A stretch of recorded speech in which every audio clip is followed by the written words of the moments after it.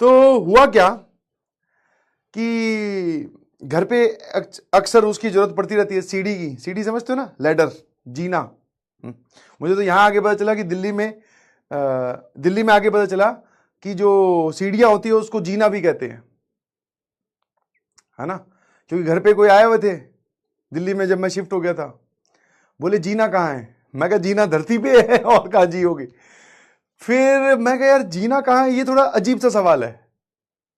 फिर पता चला कि हाँ, जीना सीढ़ियों को कहते हैं। तो भी घर पे जरूरत पड़ती रहती है कुछ सामान उतारने के लिए ऊपर वाले कबर्ड से। तो बाकी मतलब आस पड़ोस से मांग के लाने में वो थोड़ी हिचकिचाहट होती है, और आपको जाना पड़ता है मांगने। घंटी बजाओ, नमस्ते आंटी, एक फेक स्माइल, और आंटी आप कैसे हो। आंटी भी समझ जाती है कि बोले ये बता घंटी क्यों बजाई है, वो सीढ़ी मिलेगी। हाँ, और अभी आंटी बस काम होती है आपको दे जाएंगे। और जबकि रियलिटी इज आंटी बेचारी खुद मांगने आती है वापस 3 दिन बाद में कि वो रखी हुई है, उसका काम हो गया, कि जो तुम लेके गए थे वो काम हो गया। तो मैंने कहा इस चीज से बचने के लिए ऑनलाइन ऑर्डर कर दे, मैं खर्चा कर ही देते, कब तक मांगते रहेंगे। तो भाई साहब मैंने मंगवा ली वो सीढ़ी, ठीक है।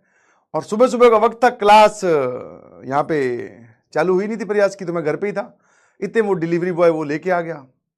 अब as usual middle class family वाले जितने भी लोग होते हैं कि भाई साहब इसमें कोई डिफेक्ट निकल ना जाए, इसलिए वाइफ को बोला, वाइफ ने मुझे बोला कि तुम इसकी अनपैकिंग करो और मैं वीडियो बनाती हूँ, इसमें कुछ गड़बड़ हुई तो हम दिखा पाएंगे। मैं कहा चलो ये ठीक है।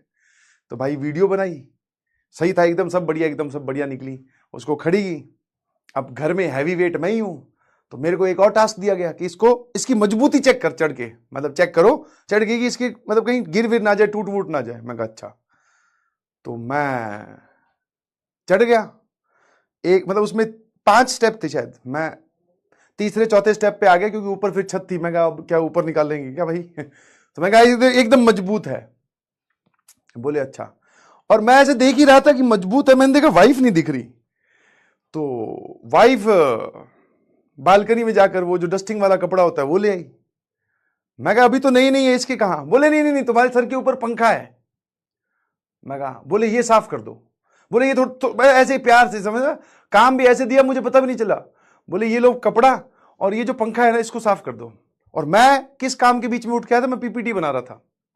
वो घंटी बजी तो फिर वो लेडर को अनबॉक्सिंग चल रही है उसकी, फिर वहीं पे थोड़ा दिमाग, फिर मुझे भूल गया था कि मैं पीपीटी किसी काम के बीच में हूं।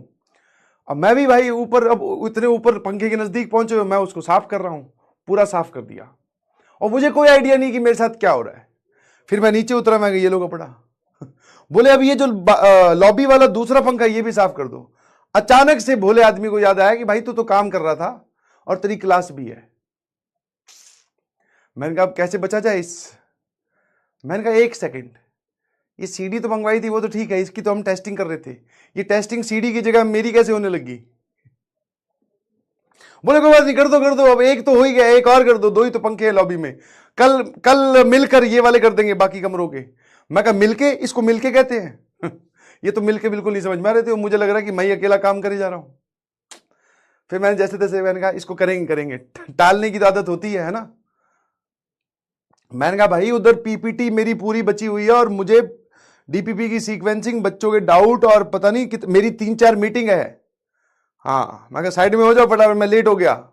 अंदर कमरा बंद करके कई बार मुझे खुद ही बेचारे को मतलब आधे घंटे तो खुद ही बोलना पड़ा। मैं कहा हाँ हेलो हेलो, क्या मेरी आवाज आ रही है, ठीक है, एवरीवन इज गुड, हाँ बताइए क्या डाउट है। भाई को लग रहा है डाउट बता रहा है, ऐसे नहीं बता कि पंखे कौन साफ करे भाई, कमाल ही है।